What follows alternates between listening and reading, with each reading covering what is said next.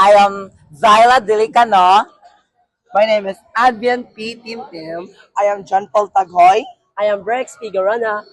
I'm Micah Pedrona. And we're from Tribo Mampong Baladanon. So far, based on my experience, the practice is so very hard gid siya. Dili gid siya kanang lalim ginaw practice every day na lalim pagid na kanang dugay pud mauli kanang during practices and also kanang mga kanang di ba na po tay kanang tiring day kanang maglain gyud tong lawas tungod sa practice na kita pamaol gid so buwan tag ganang practice pero go laban lang mo practice gyapon Para ta kang Senior Santo Niño. Laban lang jud. Laban jud. para gid ni kay Senior Santo Niño na maghalad ta para kaniya. This sinulog is to celebrate him.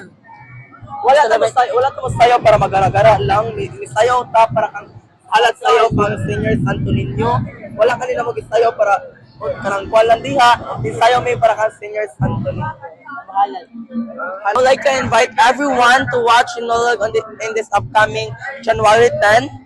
I hope everyone will be here, enjoy the show, have fun, and also drink some water. Yeah, it's so very hot. Yeah. So that's all. Thank you. I'm Kling Ortiz Loreto. I'm one of the choreographers of Pundok Luzinians from Barangay Luz. The greatest thing yun nga dapat unaw-unahon sa usa ka contingent is they're offering to Senior Santo Niño.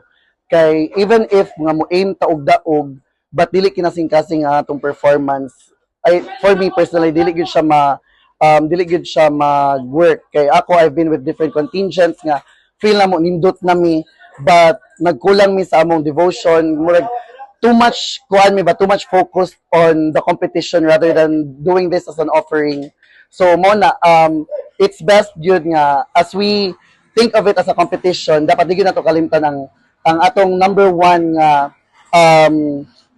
natong reason why gibuhat ni nato and it is to offer to Senior Santo Niño.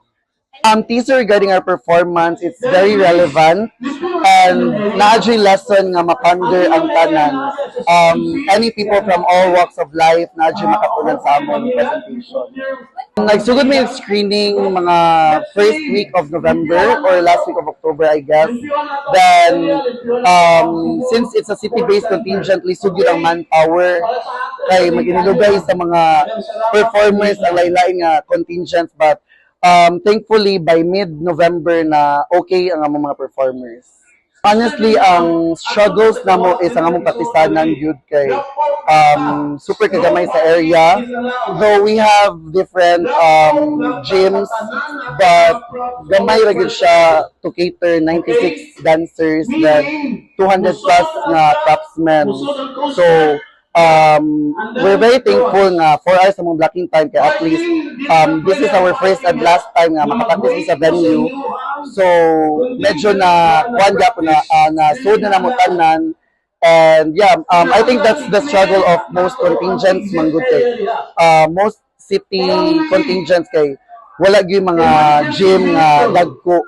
So far mo struggle namo but thankfully supportive ra sa gyud ang among barangay kay kanang even if naami struggle ngayon ana ang ilang support gyud ang naghatag namo o nag-fuel namo nga mo keep going.